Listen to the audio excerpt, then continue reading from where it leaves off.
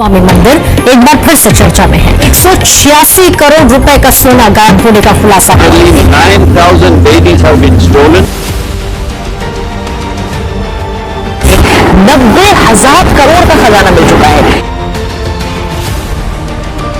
आतताइयों ने इस नगरी पर आक्रमण किए, इसे ध्वस्त करने के प्रयास किए। औरंगजेब के अत्याचार,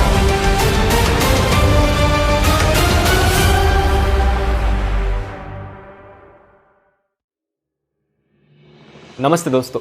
जून 2011 में तिरुवनंतपुरम केरला में स्थित भारत के सबसे धनी श्री पद्मनाभ स्वामी मंदिर के 5 तहखाने खोले गए थे, जिसके केवल एक तहखाने, जिसको वॉलेट ए कहते हैं, उसी में से लगभग 1 लाख करोड़ रुपए के हीरे मोती सोना चांदी जवाहरात आदि निकले थे, ऐसा हिंदुस्तान टाइम्स की रिपोर्ट्स में था। हालांकि गवर्नमेंट ने कभी इसको पब्लिक नहीं किया, लेकिन यदि पब्लिक किया जाए तो ये और भी अधिक हो सकता है, ये केवल एक अनुमान है। आजकल भारतीयों पर जिस बुर्ज खलीफा का बुखार चढ़ा हुआ है, वैसे वैसे 20 से ज्यादा बुर्ज खलीफा इस संपत्ति में बनाए जा सकते हैं। इतना ही नहीं, इसका एक और वॉलेट, जिसको वॉलेट बी के नाम से जाना जाता है, कहते यदि कभी उसको खोला गया तो उसमें से इतना धन निकलेगा कि 100 से अधिक बुर्ज खलीफा बनाए जा सकते हैं। अरे अरे अभी चौंकिए मत। 712 ईस्वी से 2023 ईस्वी के इन लगभग 1300 वर्षों में भारत के मंदिरों में कितना धन था और कितना लूट लिया गया, इसका आंकड़ा आज मैं आपको देने वाला हूं। इंटरनेट की दुनिया में यह अनुमान आज वर्तमान समय की संपत्ति का कितना होता है, ऐसा कभी किसी ने बताया नहीं होगा, जो आपको आज इस वीडियो में जानने को मिलेगा। इसलिए अंत तक यह वीडियो देखनी बहुत जरूरी है। तो प्रारंभ करते हैं। मैंने इस वीडियो को 3 हिस्सों में बांटा हुआ है। पहला, इस्लामी आक्रांताओं ने भारत के मंदिरों से आज के समय की कितनी कीमत का धन लूटा है। उसके बाद दूसरे हिस्से में ईसाई आक्रांताओं ने भारत के मंदिरों से कितना धन लूटा है। और तीसरे हिस्से में भारत के ही तथाकथित नेताओं, पार्टी और भ्रष्टाचारी अधिकारियों ने मंदिरों से कितना धन लूटा है। कुरान की पारा 10 सूरा 8 आयत नंबर 69 में आता है, फुकुलू मिम्मा गनीमतुम हलालन। अल्लाह कहता है कि लूट का माल वैध है, हलाल है और पाक समझकर खाओ। मोहम्मद बिन कासिम इसी विचारधारा को लेकर पहले मुस्लिम आक्रांता के रूप में 712 ईस्वी में भारत पर पहला हमला करता है सिंध प्रांत में, और वहां के राजा को मारकर सिंध प्रांत को जमकर लूटता है। इसके बाद वो देपालपुर के मंदिरों को लूटता है और सारा सोना चांदी हीरे मोती जवाहरात खलीफा बगदाद के पास भेज देता है। मोहम्मद बिन कासिम ने 2 प्रसिद्ध हमले और लूट भारत में की थी, पहला सिंध प्रांत में और दूसरी मुल्तान में। इन दोनों ही लूट और हमलों का पूरा सही प्रमाणिक इतिहास फुतूह अल बुल्दान नामक एक मुस्लिम इतिहासकार के द्वारा लिखी हुई पुस्तक में पाया जाता है। इस पुस्तक का English translation Columbia University Press के द्वारा 1916 और 1924 में 2 भागों में किया गया था। पहला, the origins of the Islamic state volume 1, दूसरा the origins of the Islamic state volume 2। Volume 2 के 222 नंबर पेज पर मुल्तान पर मोहम्मद बिन कासिम के हमले के बारे में लिखा हुआ है। मुल्तान पर हमला करता है, वहां के एक मंदिर में उसको एक ऐसा तहखाना मिलता है जो 15 फीट बाय 12 फीट का था। इसमें कोई दरवाजा नहीं, कोई खिड़की नहीं थी, केवल एक छोटी सी खिड़की छत पे थी, जिसमें से खजाना डाला जा सकता था, निकाला नहीं जा सकता। यहां से इसको 13,500 मन सोना मिला था, ऐसा आईने हकीकत नामक ऐतिहासिक पुस्तक में लिखा हुआ है। 1 मन सोने में 40 किलो आएगा। 13,500 मन में 5,40,000 किलो सोना केवल मिला था। यहां से हीरे मोती जवाहरात अन्य माणिक आदि कीमती धातु और पदार्थ थे, वो अलग रह गए। केवल सोने की कीमत आज के हिसाब से लगाई जाए तो 2,70,000 करोड़ रुपए की ये लूट थी। इतना ही नहीं, टोटल इस लूट को यदि सारे हीरे मोती जवाहरात लगाते हैं तो 4 से 5 लाख करोड़ रुपए की ये लूट कम से कम थी, मुल्तान के मंदिरों से जो मोहम्मद बिन कासिम ने लूटा था। दोस्तों, ये न्याय की ही बात है कि जिस खलीफा बगदाद, इराक और सीरिया आदि प्रांतों में उस समय के देशों में यह पैसा भेजा गया था, आज वहां पर मौत तांडव कर रही है।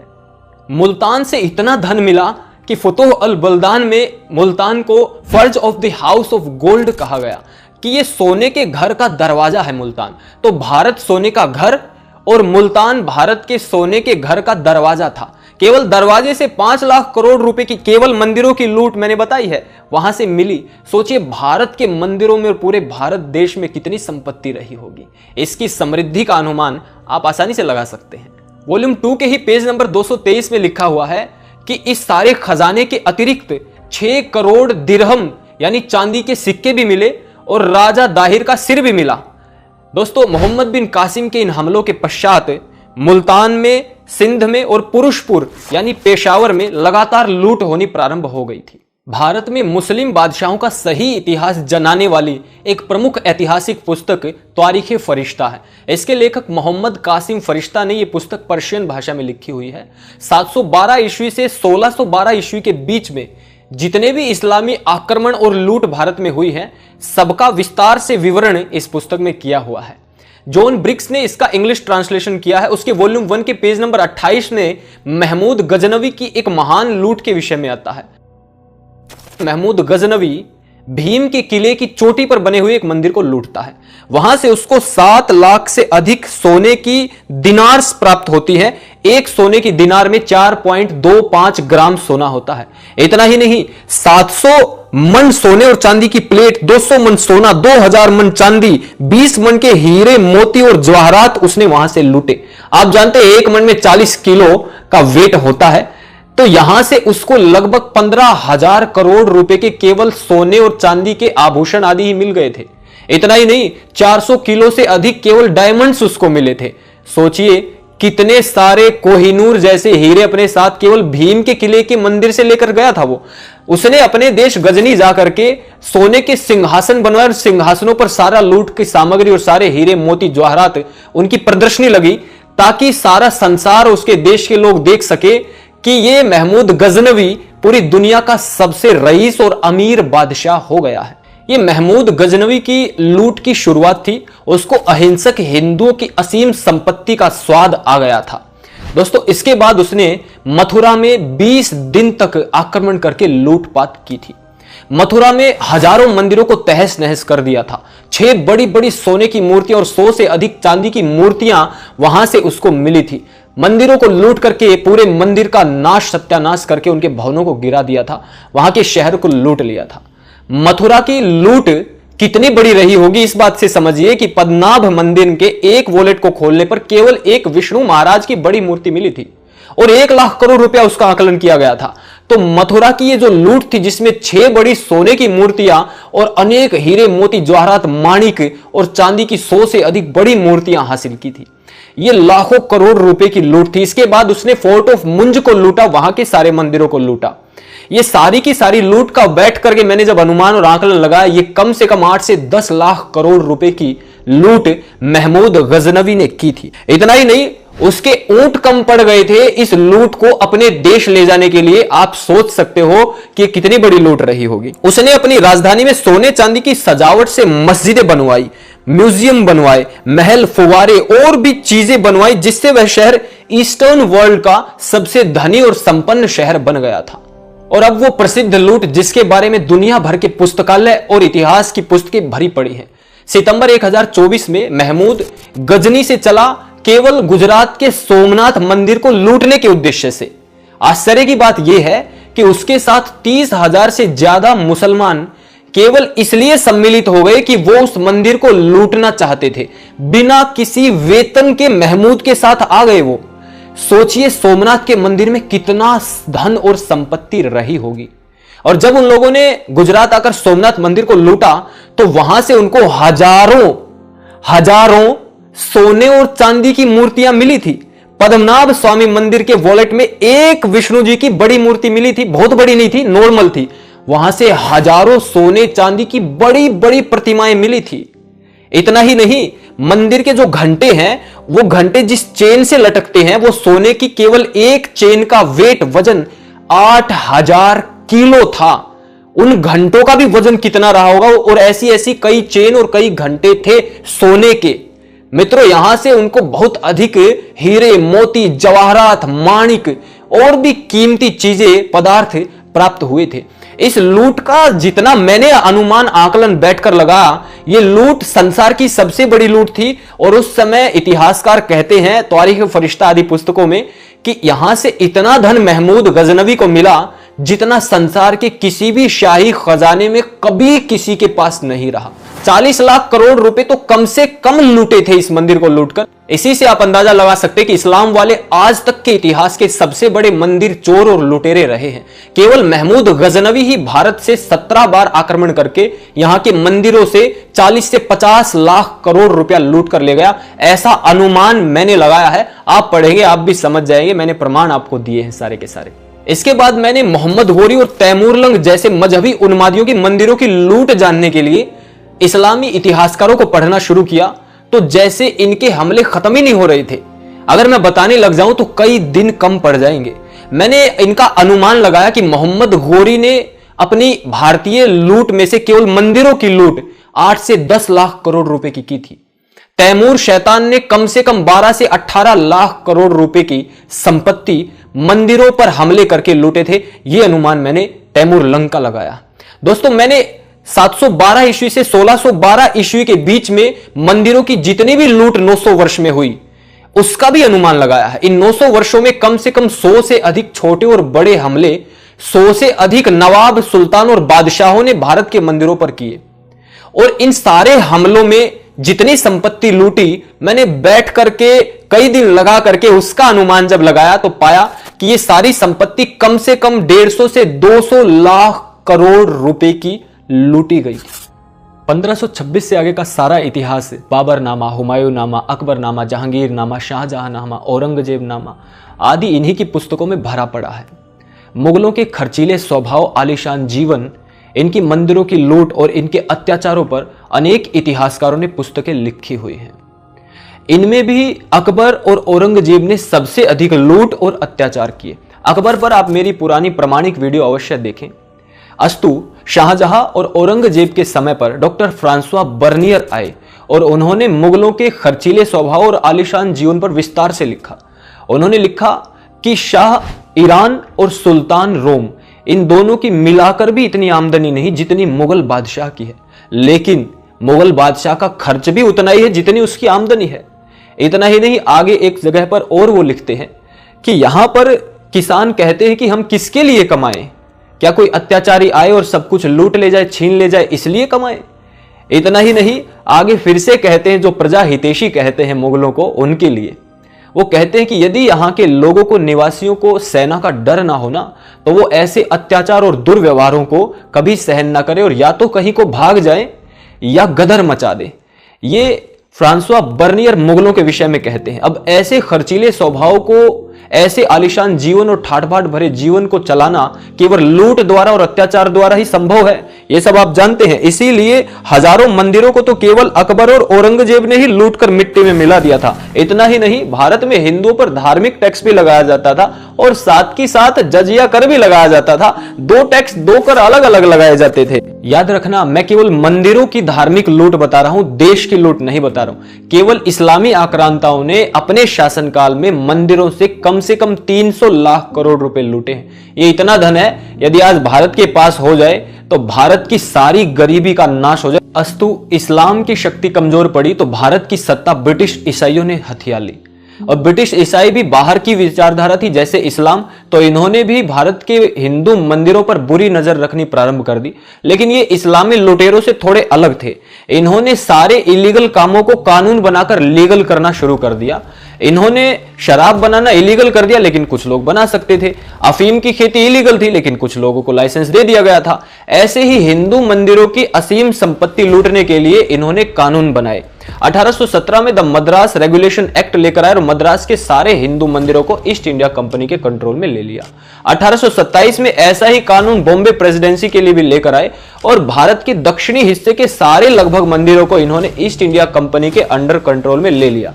1840 तक हिंदुओं की ओर से गदर होने की संभावना को देखते हुए इन्होंने मंदिरों को दोबारा उनके ट्रस्टीज को सौंपना शुरू कर दिया और यह काम 1863 तक जाते जाते पूरा हुआ। और 1863 में सभी मंदिरों को द रिलीजियस एंडोमेंट एक्ट्स 1863 के द्वारा उनके ट्रस्टियों को सौंप दिया गया था। अब ध्यान दीजिए, इन दोनों एक्ट में एक बात विशेष यह है कि ये दोनों ही एक्ट भारत के दक्षिणी हिस्से के लिए लाए गए थे।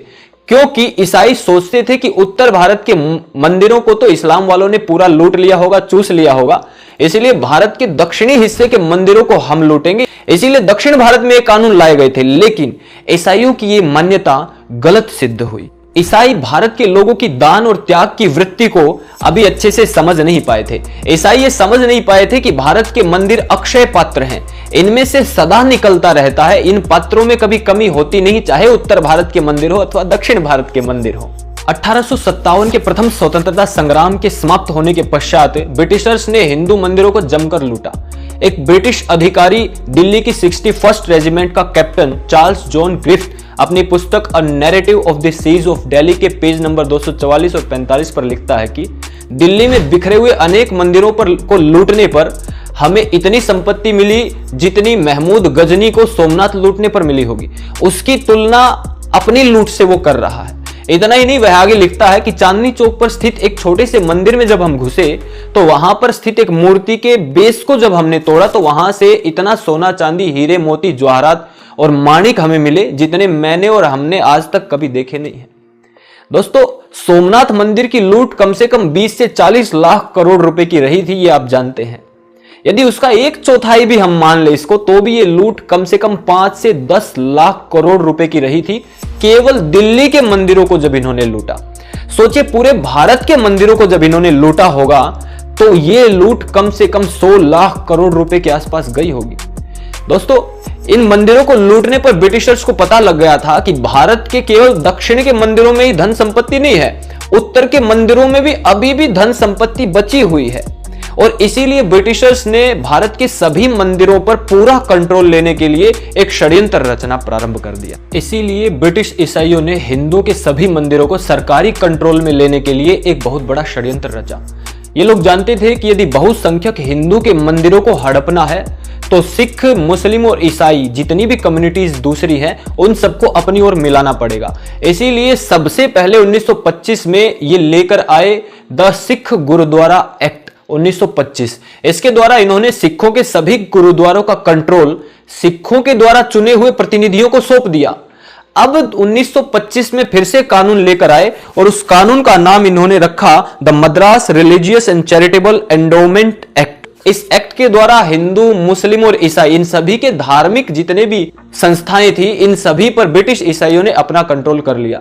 लेकिन यह केवल एक दिखावा था। ब्रिटिश ईसाइयों ने एक कमरे में बैठकर पहले ही ईसाई और मुस्लिम प्रतिनिधियों को कह दिया था कि यह एक्ट जब हम लाएंगे तो तुम इसका विरोध करना। वैसा ही हुआ, जैसे ही यह एक्ट आया मुस्लिम और ईसाइयों ने इसका विरोध किया। ब्रिटिश ईसाइयों ने इस एक्ट को वापस ले लिया।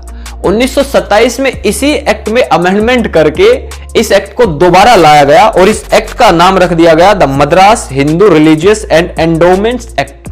अर्थात अब ये एक्ट केवल हिंदुओं पर लागू होता था। कितनी चालाकी से सिख, मुस्लिम और ईसाइयों को अलग कर दिया और केवल हिंदुओं के मंदिरों को कंट्रोल करने के लिए 1927 में एक्ट पास किया गया। मैंने आपको पिछली वीडियो में बताया था कि ब्रिटिश ईसाइयों ने कैसे मुस्लिमों के साथ साठगांठ करके इस देश में अपनी राजनीति, अपना गुलामी का जो तंत्र था वो आगे बढ़ाया था। मित्रों, ब्रिटिश ईसाइयों ने हिंदू मंदिरों को दो प्रकार से, यानी पहले अत्याचार करके और दूसरा कानून बनाकर खूब लूटा था। ये यदा कदा उन्हीं के स्वयं के प्रमाण मिल जाते, उन्हीं के दस्तावेज और पुस्तकों में आपने देख लिया। मैंने जितने भी प्रमाण दिए हैं ये प्रमाणिक पुस्तकों के दिए हैं, अब तक मैंने किसी वेबसाइट का रेफरेंस नहीं दिया है, ये याद रखना। मेरे अनुमान से ब्रिटिश ईसाइयों ने कम से कम 50 से 100 लाख करोड़ रुपया केवल अत्याचार करके लूटा हिंदू मंदिरों से। कानून बनाकर लूटने का विषय अलग ही रह गया है। गलती की संभावना को देखते हुए मैंने लूट की कीमत केवल आधी लगाई है, चाहे वो इस्लामी लूट हो मंदिरों की या वो ईसाई लूट हो। देश आजाद हो गया, ब्रिटिशर्स यहां से चले गए, लेकिन नए बने इंपोर्टेड कॉन्स्टिट्यूशन ने हिंदुओं के मंदिरों को कंट्रोल करने के लिए राज्य सरकारों को खुली छूट दे दी। सबसे पहले तमिलनाडु गवर्नमेंट ने 1951 में the Hindu religious and charitable endowments act पास किया। इस अकेली तमिलनाडु गवर्नमेंट का आज लगभग 44,000 मंदिरों पर होल्ड है, कंट्रोल है। इन मंदिरों की संपत्ति जब आप सुनेंगे तो आपके होश उड़ जाएंगे। इन मंदिरों के पास लाखों करोड़ रुपए की संपत्ति है। सालाना हजारों करोड़ रुपए का इनको दान मिलता है। और सबसे बड़ी बात, इन सभी मंदिरों के पास लगभग 5 लाख एकड़ जमीन है, जिसकी अनुमानित सालाना आय लगभग 6,000 करोड़ रुपए है। ये सब तमिलनाडु के मंदिरों की बात है। विशेष बात यह है कि गवर्नमेंट इन मंदिरों से केवल 100 से 150 करोड़ रुपए की सालाना आय दिखा रही है। शासन प्रशासन खुलेआम मंदिरों को लूट रहे हैं, बेशकीमती मूर्तियों को चोरी किया जा रहा अथवा करवाया जा रहा। अरे सिखों का गुरुद्वारा प्रबंधन भी केवल 80 से 85 गुरुद्वारों से ही 1000 करोड़ रुपए का सालाना बजट तैयार कर लेता। इन लाखों करोड़ रुपए के खजाने वाले मंदिर और लाखों हेक्टेयर भूमि वाले मंदिरों की आय मात्र 100 से 200 करोड़। आखिर कौन सा षड्यंत्र इस देश में चल रहा है? पिछले कुछ वर्षों में 15,000 से अधिक मंदिर फंड्स की कमी के कारण बंद हो चुके हैं और उनकी हजारों एकड़ भूमि नष्ट हो चुकी है, कुछ पर कब्जे हो चुके हैं। अरे ऐसा कलंक उन हिंदुओं पर, उन हिंदुओं के मंदिर बंद हो रहे हैं जो हिंदू भूखे सोकर भी मंदिरों में दान देना अपना धर्म समझते हैं। इतना ही नहीं, एक अनुमान के अनुसार 4 से 5 लाख मंदिर सरकारी कंट्रोल में है पूरे देश में, और इन मंदिरों की सालाना आय इनके दान के द्वारा, इनकी भूमि के द्वारा और उत्सवों के द्वारा 20 से 25,000 करोड़ रुपए है। भारत देश की आजादी को लगभग 75 वर्ष हो गए हैं, और यदि 75 को 25,000 करोड़ से गुना किया जाए, 50 को ही कर लो 25,000 करोड़ से भी यदि आप, तो भी भारत के मंदिरों से लगभग 15 से 20 लाख करोड़ रुपए आजादी के बाद लूट लिए गए हैं, या तो सरकारी खजाने में जा चुके हैं या भ्रष्टाचारी नेता और शासन प्रशासन के अधिकारियों की जेबों में जा चुके हैं। इस आंकड़े को देखकर ही यूरोप के पत्रकार और अरब के पत्रकारों की आंखें फटी रह जाती हैं, और वो बड़े बड़े लेख लिखते हैं, बड़े बड़े आर्टिकल अपने न्यूज़पेपर और अपनी पत्रिकाओं में लिखते हैं। अरब न्यूज वाले लिखते हैं कि भारत के अति धनी मंदिर दिन प्रतिदिन और धनी होते जा रहे हैं। वहीं वॉशिंगटन पोस्ट और द गार्डियन में बताई गई वर्ल्ड गोल्ड काउंसिल की एक रिपोर्ट के अनुसार भारत के सभी मंदिरों के पास कम से कम 22,000 टन गोल्ड है, जिसकी वर्तमान की कीमत $1 ट्रिलियन है, यानी कि लगभग 82-83 लाख करोड़ रुपए है। यह सऊदी अरब के ड्रीम प्रोजेक्ट की कीमत है। सोचिए, सब कुछ लूटने पिटने के बाद भी भारत के मंदिरों के पास केवल 80 से 82 लाख करोड़ रुपए का केवल सोना है। अन्य हीरे मोती जवाहरात माणिक आदि कीमती चीजों की बात यहां नहीं कही है वर्ल्ड गोल्ड काउंसिल ने। आज उपस्थित मंदिरों के धन का 5 गुना भी यदि 1000-1200 वर्षों में लूटा गया होगा, तो भी लूटे हुए धन की कीमत 400 से 500 लाख करोड़ रुपए है, जो हिंदू मंदिरों से निकाला जा चुका है। जिसमें से मुस्लिमों द्वारा मंदिरों की लूट लगभग 300 लाख करोड़ की रही है, ब्रिटिश ईसाइयों द्वारा मंदिरों की लूट 50 से 100 लाख करोड़ की रही है, और भारत की ही सरकारों द्वारा, अन्य भ्रष्ट अधिकारियों द्वारा की गई मंदिरों से निकासी कम से कम 25 से 30 लाख करोड़ की रही है। और ये कुल आप देखोगे तो ये 400 से 500 लाख करोड़ रुपए हैं। और ये मैंने कम से कम आकलन किया है कि कोई भी इसका आंकड़ा निकालेगा तो इससे अधिक ही मिलेगा, कम 1 रुपया नहीं मिलेगा। ये इतनी संपत्ति है कि सऊदी अरब जिस ड्रीम प्रोजेक्ट को लेकर आगे बढ़ रहा है, वैसे वैसे कम से कम 5 से 6 ड्रीम प्रोजेक्ट दुनिया में या भारत में बनाए जा सकते, इतनी राशि लूट लेगी केवल भारत के हिंदू मंदिरों से। देश की लूट की बात यहां नहीं की जा रही है। सोचिए, भारत देश कितना धनी देश रहा होगा। मेरी नजरों में दुनिया का सबसे महान आश्चर्य यही है कि ना तो हिंदू मंदिरों को लूटने वाले लुटेरों की भूख शांत हो रही है, और ना ही हिंदू मंदिरों से धन ही समाप्त हो रहा है। और इसीलिए मैं हिंदू मंदिरों को अक्षय पात्र मानता हूं, जिनका धन कभी समाप्त नहीं होता है, निकलता ही रहता है। इंडिया टुडे ने एक आर्टिकल में बताया था कि भारत के इन 10 मंदिरों के धन को यदि निकाल लिया जाए तो भारत की गरीबी समाप्त हो जाए। अरे भारत के तो सारे ही मंदिरों का धन बार बार निकाला गया, लेकिन ना भारत की गरीबी दूर हुई और ना विश्व की गरीबी दूर हुई। वास्तव में गरीबी दूर होने भी नहीं दे रहे ऐसे गिद्ध इस दुनिया में हैं। ये इंडिया टुडे वालों को क्या नहीं पता है? मंदिरों के राज में भारत देश में कोई गरीब नहीं था। यदि मंदिरों की ही चलने लग जाए तो भारत में कोई गरीब ना रहे, लेकिन राज सत्ता ऐसा होने नहीं देती। बड़े बड़े मंदिर और हिंदू की धार्मिक संस्थाओं को जैसे तैसे कमजोर करके नए नए देशी विदेशी ट्रस्टियों वाली हिंदुओं की संस्थाएं और सभाएं बन रही हैं। मजे की बात यह है कि इनमें सालाना हजारों करोड़ रुपया इकट्ठा होने लग गया है, और हिंदू ये भी नहीं जानते कि आज नए नए मत पंथ और संप्रदाय और नए नए गुरु जो इनको बिल्कुल सच्चे और अच्छे दिखते हैं, ये सारे के सारे हिंदुओं का धन लूटने और ठगने वाले लुटेरे मात्र हैं और इनका धन देश विदेश में ना जाने कहां कहां इलीगल एक्टिविटीज में लगाया जा रहा है। अब आते हैं इस लगातार हो रहे एक तरफा अत्याचार और लूट के समाधान पर। आदि शंकराचार्य तक भी बड़े बड़े वेद मंदिरों में आर्य और हिंदू दान दिया करते थे। इन्हीं वेद मंदिरों से भारत की शिक्षा व्यवस्था सुचारू रूप से चलती थी। इन्हीं मंदिरों के अंतर्गत वेदशाला, पाठशाला, गौशाला, पाकशाला, नंदीशाला, आरोग्यशाला, धर्मशाला आदि बना करके समाज की सेवा की जाती थी और राष्ट्र निर्माण का कार्य मंदिरों के द्वारा किया जाता था। बाद में मंदिरों में पाखंड चलने लग गया। मंदिरों ने धन को शिक्षा आदि जैसी संस्थाओं पे खर्च करने की अपेक्षा संचित करना प्रारंभ कर दिया। हिंदुओं के धर्म ग्रंथों में मिलावट होनी प्रारंभ हो गई। लोगों में जातिवाद बहुत स्तर तक बढ़ने लग गया था। इसी कारण हिंदू भूल गया कि धन की 3 गति होती है। पहली 2 गति व्यक्ति स्वयं करता है, वो है धन का एक बड़ा हिस्सा अपने और अपने परिवार की उन्नति में लगाना चाहिए और दूसरा हिस्सा समाज की उन्नति में लगाना चाहिए। यदि कोई परिवार, कोई व्यक्ति, कोई सभा, कोई संस्था, कोई कम्युनिटी धन का ऐसा उपयोग नहीं करती है तो धन की तीसरी गति अपने आप होती है, ऑटोमेटिक होती है, वो है धन विनाश करवाता है। हिंदू अर्थात आर्य लोगों ने मंदिरों में दान देना कभी बंद नहीं किया, लेकिन उस दान की रक्षा करने का कभी कोई उपाय भी नहीं किया। इसीलिए अत्याचारी मुस्लिम और ईसाई आक्रांता लालच की दृष्टि से मंदिरों को देखने लग गए और वही धन हिंदुओं का दान दिया हुआ ही उन्हीं के लिए घातक सिद्ध होने लग गया, उन्हीं की सुरक्षा पर एक बहुत बड़ा प्रश्न चिन्ह खड़ा करने लग गया। इसीलिए हिंदुओं पर महान अत्याचार हुए। ये विषय आज इस वीडियो का नहीं था, केवल मंदिरों की लूट का विषय था। महान अत्याचारों पर कभी फिर से आऊंगा, लेकिन मुझे लगता है हिंदू संसार की वो एकमात्र प्रजाति है जो आत्मरक्षा में भी प्रतिकार करना, हमला करना भूल चुकी है। अरे सर्कस का शेर भी कभी कभी अपनी रक्षा को महसूस करता हुआ हमला कर देता है सामने वाले पर। अब सॉल्यूशन 2 है। पहला सॉल्यूशन, अहिंसा का ठेका पूर्ण धार्मिक विद्वान और ऋषि मुनियों पर ही छोड़ देना चाहिए और हिंदुओं को अन्याय का प्रतिकार करना चाहिए। अरे एक विदेशी डॉक्टर फ्रांसवा बर्नियर भी हिंदुओं पर हो रहे महान अत्याचार और कष्टों को देखता हुआ बोल देता है कि मुस्लिम दीन अत्याचार और अस्त्र शस्त्रों के बल पर फैला है। जहां तक मैं समझता हूं, इसको रोकने का दूसरा कोई उपाय भी नहीं है, यानी आत्मरक्षा में हिंदुओं को भी अहिंसा छोड़कर हिंसा अपनानी पड़ेगी। एक विदेशी भी लूट मार देखकर उसका सॉल्यूशन ढूंढ रहा है। इतना ही नहीं, सुभाष चंद्र बोस जी ने भी कहा था, अन्याय सहना भी उतना ही बड़ा पाप है जितना अन्याय करना। अतः बड़ी बड़ी बातें करने से अच्छा है सभी मानवतावादी लोग आपसी वैर, विरोध, भेदभाव, द्वेष को भुला करके मिल करके अपनी रक्षा करें और स्वयं सुखी रहें और संसार के सभी जीव जंतुओं को सुखी करें।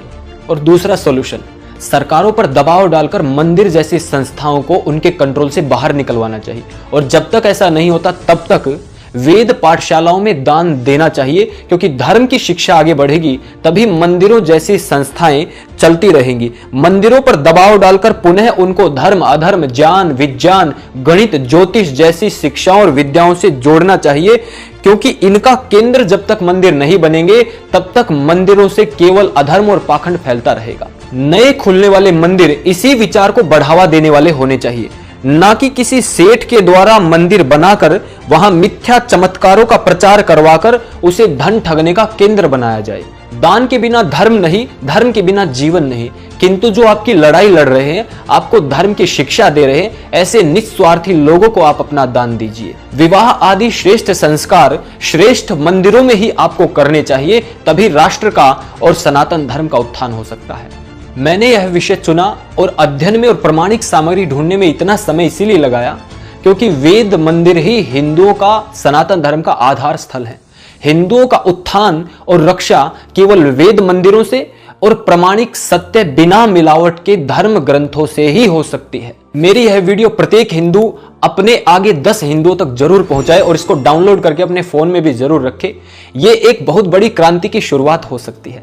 थैंक्स भारत यूट्यूब चैनल, आपका अपना यूट्यूब चैनल है। मैं आपका भाई राहुल आर्य हूं। आप इस चैनल को ज्यादा से ज्यादा शेयर, सब्सक्राइब अवश्य करवाएं। ओम जय श्री राम।